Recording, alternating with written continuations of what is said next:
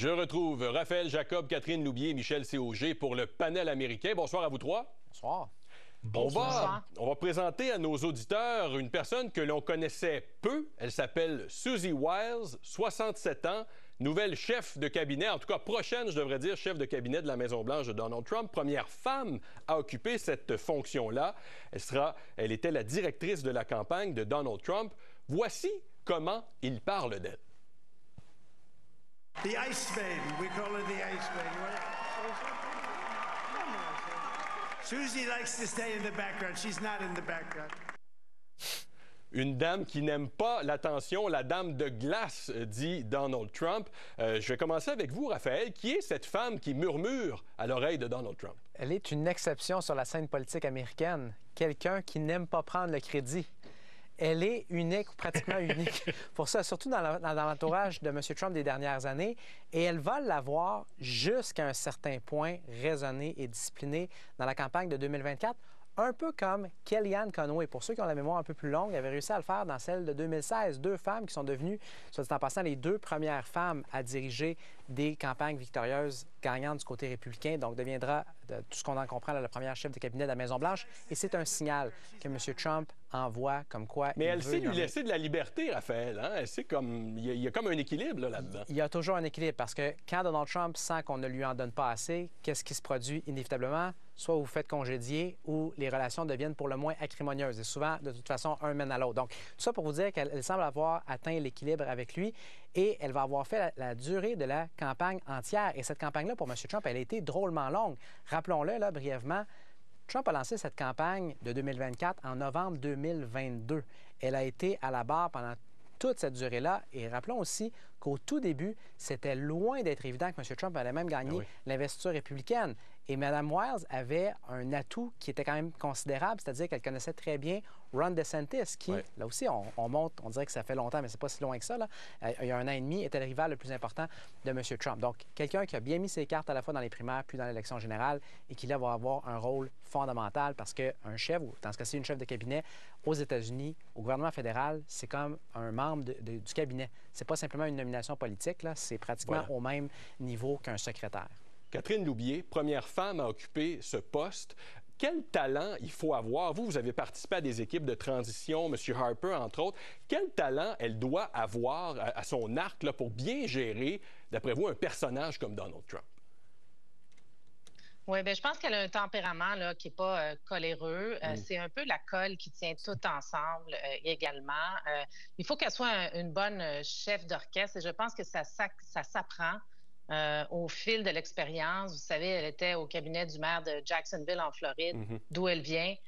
Comme mon collègue l'a mentionné, elle a fait la campagne, elle a aidé à la campagne de DeSantis. C'est aussi elle qui a démantelé la campagne de DeSantis quand c'était le temps, quand M.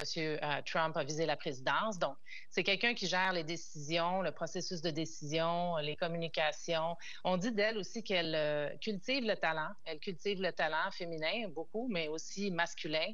Et c'est quelqu'un qui doit avoir un leadership sur l'équipe au complet, là.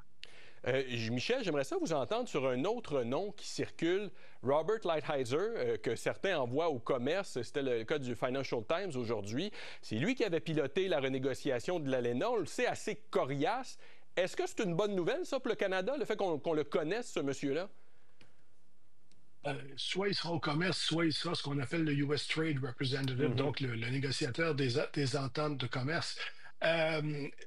C'est bon et c'est pas bon. C'est-à-dire que c'est une bonne nouvelle parce que, d'ailleurs, les ministres à Ottawa se vantaient tous en disant on a son numéro de téléphone, mais vous voyez, si on est obligé de renégocier des choses, on le connaît. On le connaît, mais passez-moi l'expression, c'est un tough. C'est quelqu'un qui est connu comme étant impitoyable dans des négociations commerciales et pour lui, l'Amérique d'abord, là, c'est pas un slogan, c'est une façon de vivre. Alors, ça a été difficile de renégocier l'ALENA. Ça a été compliqué, c'est pas à vous que je vais le dire, Louis. Et donc, c'est une bonne nouvelle parce que c'est le diable qu'on connaît. C'est mieux que le diable qu'on connaît pas. Mais c'est le diable pareil du côté canadien. C'est quelqu'un qui va vraiment faire le travail que M. Trump va lui demander. Et maintenant, il faudra voir jusqu'à quel point on veut renégocier. Après tout, le l'accord commercial qui existe maintenant, c'est l'accord de M. Trump. C'est M. Ouais. Trump qui l'a signé. Donc, qu'est-ce qu'il veut refaire là-dedans? C'est ça qu'il faut se demander. Et ça vient du patron, ça ne viendra pas de M. Lighthizer. Oui, tout à fait. Il y a le dossier de la gestion de l'offre sur la table, notamment. Il y a d'autres... Ça, c'est certain. Oui, voilà. D'autres noms plus controversés circulent aussi. Je vous le donne en mille. On écoute M. Trump. Robert F. Kennedy cares more about human beings and health and the environment than anybody. I'm going to let him go wild on health. I'm going to let him go wild on the food. I'm going to let him go wild on medicines. Je vais laisser Robert Kennedy Jr. se déchaîner sur la santé, l'alimentation, sur les médicaments.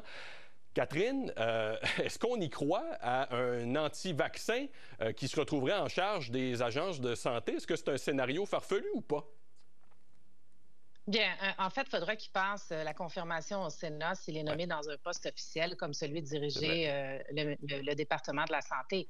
Mais l'idée est bonne, mais de rendre l'Amérique encore plus en santé, là, le fameux MAHA. Ça a plu à l'électorat, mais ce gars-là est controversé. Il a été associé à la théorie du complot. Il a été associé à toutes sortes d'actes bizarres avec le fait qu'il aurait coupé la tête d'une baleine, etc. Je ne rentrerai pas là-dedans. Mais je pense qu'il y a des gens qui ont du gros bon sens autour de M. Trump, comme Linda McMahon et Howard Lutnick, qui dirigent la transition présentement. Je dirais, M. Lutnick va sûrement retourner sur Wall Street, à moins qu'il soit nommé ambassadeur en Israël. Mais Linda McMahon dirigeait la Small Business Administration. C'est cette administration qui a donné les prêts aux entreprises après la COVID pour aller les sauver un peu, là. Très solide, une femme qui connaît bien la politique, l'Amérique, sûrement un poste peut-être au commerce pour elle. Et il y a une série de gens qui sont aussi attendus comme dénomination. Kelly Craft, qui était ambassadrice au Canada, qui pourrait se retrouver secrétaire d'État. À l'énergie, on dit le gouverneur du Dakota du Nord, Doug Bergman. Il y a des gens aussi comme Tim Cotton, le sénateur de l'Arkansas, j'en passe. Là, Elise Stefanik, plus près de nous, qui est à New York, élue représentante à New York, qui pourrait avoir un rôle. Richard Grenell, qui était ambassadeur en Allemagne sous M. Trump. Ces gens-là ont de l'expérience, puis ils sont solides, là. Donc, je pense que définitivement, M. Kennedy va se retrouver dans un rôle. Hein? Ça a été promis, tout comme Elon Musk. Mais peut-être pas des rôles qui vont demander, dans son cas, l'approbation du Sénat, là, parce que c'est peut-être un peu compliqué. Raphaël, est-ce qu'on s'attend à plusieurs éléments perturbateurs dans le cabinet de M. Trump? Comment vous voyez, vous n'avez pas de boule de cristal, là, mais comment vous prévoyez ça? C'est pas simplement qu'on n'a pas de boule de cristal, Louis, c'est que M. Trump nous a habitués dans son premier mandat très souvent à avoir une rhétorique très, très, très agressive, amplifiée, exagérée, hyperbolique, etc. Et après coup, d'avoir une approche qui était, somme toute, pas nécessairement bénigne, mais tout au moins qui était très, très loin de la rhétorique. Là, dans ce cas-ci, ce qu'il promet, c'est quand même d'aller assez loin, là, de pratiquement décapiter plusieurs agences gouvernementales américaines et de les remplacer par, dans certains cas, des loyalistes, dans d'autres cas, des gens qui viendraient revamper presque complètement la machine. À quel point est-ce qu'il ira loin? Et même s'il tente de le faire, à quel point est-ce qu'il y aura de la résistance auquel Trump n'aura pas comme le choix de céder tôt ou tard? Ça, ce sont des questions auxquelles personne n'a de réponse. Et l'autre chose, et c'est peut-être en fait la question la plus fondamentale lorsqu'on parle de toutes ces nominations qui vont tomber dans les prochaines semaines jusqu'à la sermentation et peut-être probablement un petit peu après, là, du 20 janvier prochain, c'est-à-dire, peu importe de qui Trump s'entoure, qui de ces personnes-là va-t-il vraiment écouter au final? Combien de temps ça va durer? Combien de temps ça va... Exact. De un, combien de temps ça va durer? Rappelons-nous le roulement absolument ahurissant qu'il y avait eu dans sa première administration. C'était un congédiement après l'autre, un départ après l'autre, une démission après l'autre. Est-ce que ça va être différent? Sa troisième campagne, maintenant, effectivement, nous a peut-être habitués à une équipe mieux rodée, plus disciplinée et en plus grande harmonie. Mais est-ce que ça va nécessairement déboucher sur une deuxième administration Trump à cette image-là? Personne ne le sait. Et dernier petit point, on en parlait plus tôt dans la semaine, dans la foulée de l'élection. On est encore dans la foulée, là, mais dans la foulée immédiate des résultats. Trump peut, à tort ou à raison, là, tirer comme conclusion centrale de ce scrutin-ci qu'il l'a gagné à sa façon.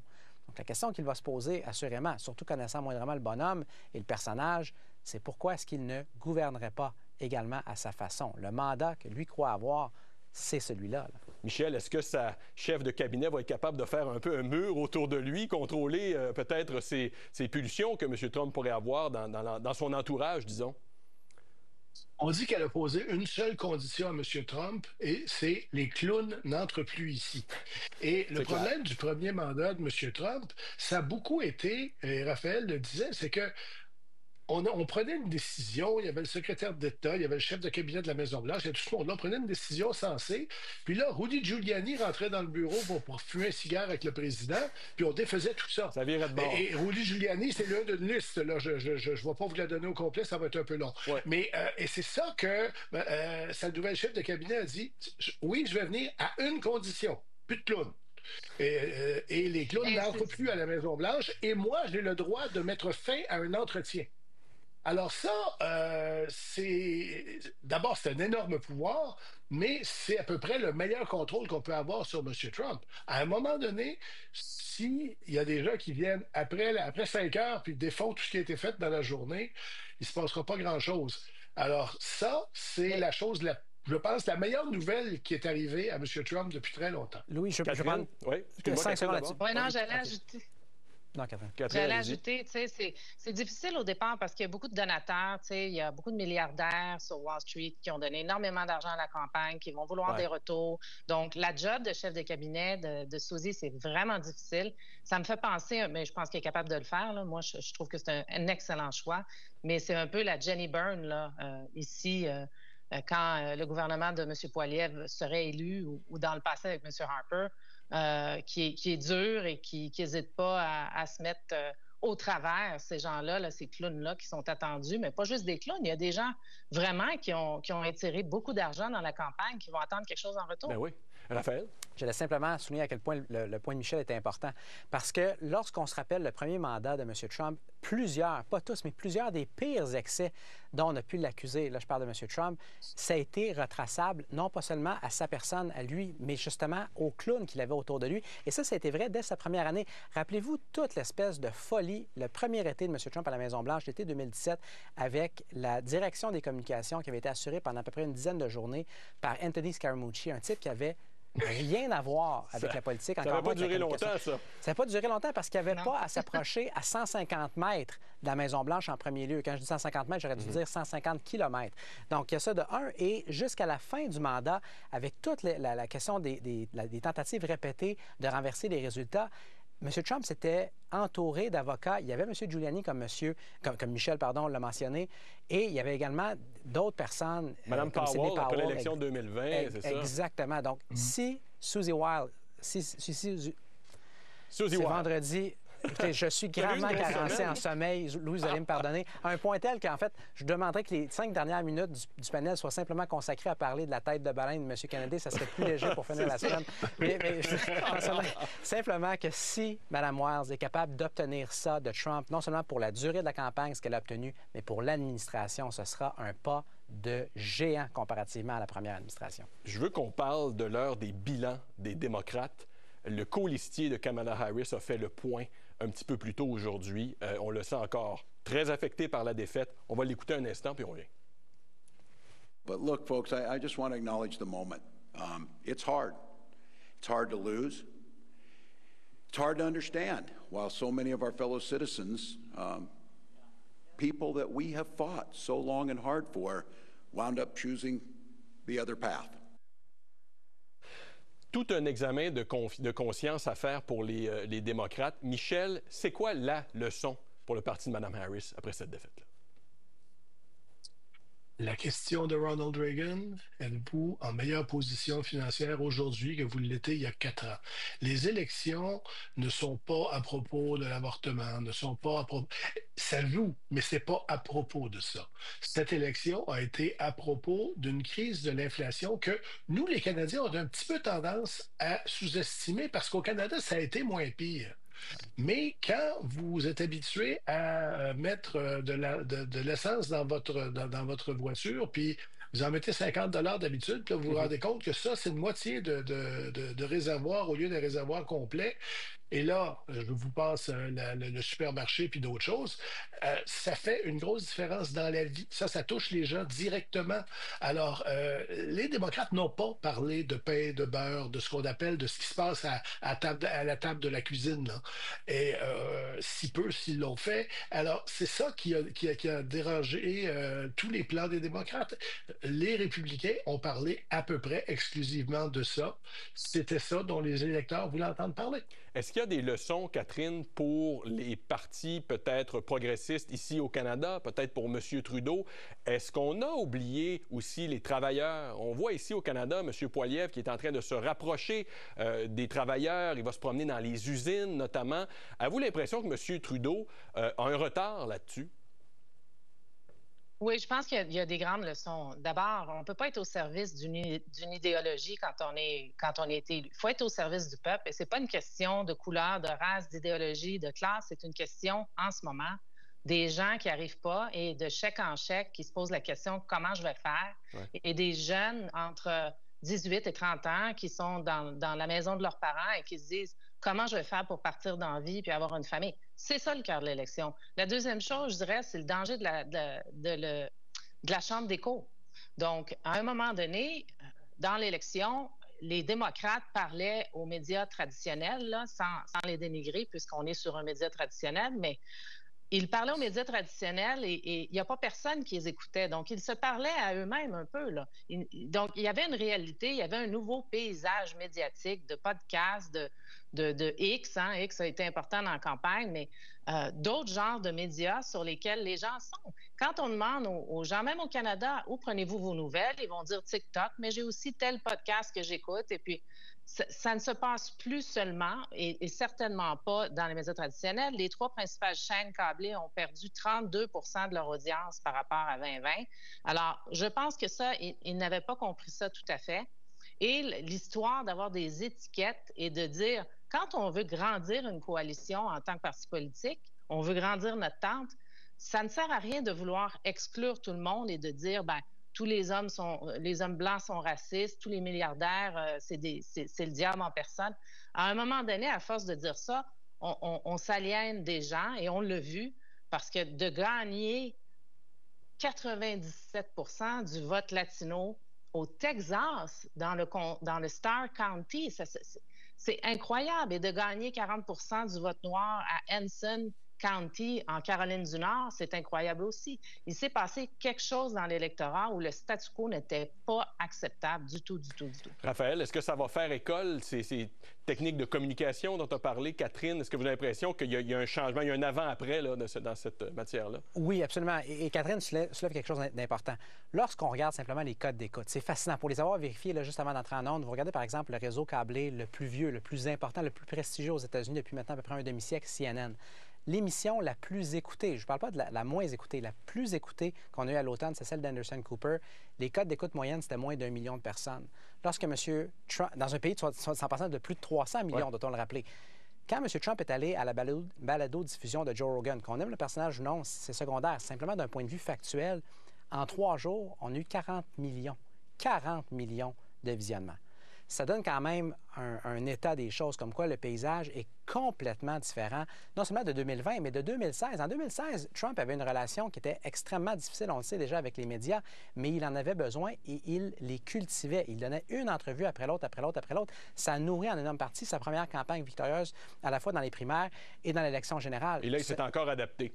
Oui, exactement. Et ce n'est pas ce qu'il a fait cette fois-ci. Il était en guerre avec les médias traditionnels, mais largement, il les ignorait. Donc, je pense qu'il y a vraiment ça à considérer fondamentalement. Michel, il nous reste à peu près 30 secondes. Est-ce que vous avez l'impression que les partis de ce côté-ci de la frontière prennent des notes? Ils prennent toujours des notes. Ils ont toujours des observateurs dans les machines. La question, c'est est-ce qu'ils vont traduire ces notes-là dans quelque chose d'efficace? Ouais. On n'est pas non plus exactement dans le régime américain. Les podcasts, ça marche moins ici que ça marche là-bas. Il y a encore plus de gens dans les réseaux traditionnels ici, mais c'est en perte de vitesse. Donc, il faut établir une stratégie qui va fonctionner au Canada. Calquer ce qui se passe aux États-Unis serait une erreur autant que de l'ignorer. Voilà. Raphaël, Catherine, Michel, merci beaucoup d'avoir été avec nous. Je vous souhaite une bonne fin de semaine, du repos bien mérité. Bonne nuit à tous. Oui, merci. Merci.